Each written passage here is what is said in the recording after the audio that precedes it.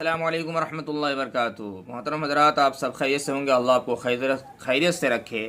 میں کوثر علی مظفر پوری، آپ میرے اس کوثر علی نیٹ ورک چینل کو شیئر اور سبسکرائب ضرور کریں۔ الحمدللہ رب العالمین۔ بھائی اور دوستو، ایک چیز جو آپ دیکھ رہے ہوں گے اس دنیا کے اندر کہ رزق کی کمی، رزق کی تنگی اور گھروں کے اندر رحمت اور برکت نہیں ہو رہی ہے، تو بھائی اور دوستو میں آپ کو بتانے جا رہا ہوں کہ اگر آپ یہ کام کریں گے تو اب آپ کے گھروں کے اندر انشاءاللہ رحمت اور برکت ہوگی۔ سب سے پہلی بات کہ اگر آپ رزق کی تنگی ہے اور گھر میں رحمت اور برکت نہیں ہو رہی ہے تو سب سے پہلے آپ صدقہ کریں۔ صدقہ کرے، اگر آپ صدقہ کریں گے تو انشاءاللہ آپ کی گھر میں رحمت اور برکت ہوگی۔ اور سب سے بہترین صدقہ یہ ہے، صدقہ اسے کہتے ہیں کہ جو ضرورت مند ہے اس پر خرچ کیا جائے، ضرورت مند پر خرچ کیا جائے، یہ صدقہ اگر آپ نکالیں گے تو انشاءاللہ آپ کی جو پریشانی ہے وہ دور ہو جائے گی، یعنی آپ کے گھروں کے اندر رحمت، برکت اور رزق کے اندر بڑھوتری ہوگی۔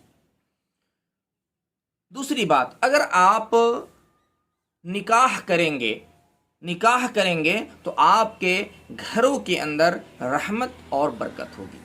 اور اگر آپ چاہتے ہیں کہ آپ کی عمر لمبی ہو، یعنی عمر میں برکت اللہ تعالیٰ فرمائے اور رزق کے اندر بھی برکت ہو اور گھر کے اندر بھی برکت ہو، تو آپ اپنے رشتہ داروں پر خرچ کریں۔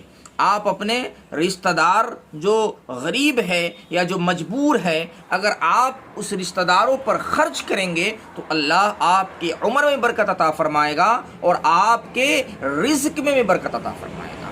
تیسری بات ہے کہ اگر آپ نماز کی پابندی کریں گے اور اپنے گھروں کے اندر نماز کی پابندی کرنے کا حکم دیں گے کہ صبح کی فجر کی نماز اگر پڑھیں گے اور نمازیں پڑھیں گے تو فجر کے بعد یعنی طلوع آفتاب سے غروب آفتاب تک جو رزق بٹتا ہے، اگر ہم اپنے اولاد کو، اپنے گھر والوں کو اگر نماز پڑھنے کی تاکید کریں گے، نماز پڑھیں گے تو رزق جب بٹتا ہے تو اگر ہم نماز کی پابندی کریں گے جس کی وجہ سے ہمارے گھر میں رحمت اور برکت آئے گی۔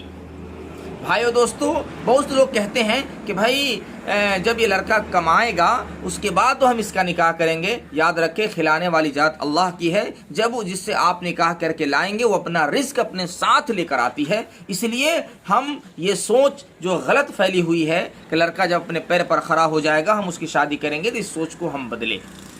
اور اگر ہم اور برکت چاہتے ہیں گھر کے اندر تو چوتھی بات یہ ہے کہ آپ مغرب کے بعد، انشاءاللہ مغرب کے بعد درود شریف 3 مرتبہ پہلے اور بعد میں پڑھے اور بیچ میں 21 مرتبہ انا اعطینا کل کوثر فصلی لربک وانحر پڑھے تو انشاءاللہ آپ کے گھر میں رحمت اور برکت آئے گی اور رزق کی تنگی دور ہو جائے گی۔ اور اگر کوئی حضرات ہے جو زیادہ قرض میں مبتلا ہے اور زیادہ پریشان ہے تو چاہیے کہ ہر نماز کے بعد درود شریف آگے اور پیچھے پڑھنے کے بعد سورہ کوثر 21 مرتبہ پڑھے تو انشاءاللہ آپ کی پریشانی دور ہو جائے گی۔ دعا کریں کہ اللہ ہمیں اور آپ کو عمل کرنے کی توفیق عطا فرمائے۔ السلام علیکم۔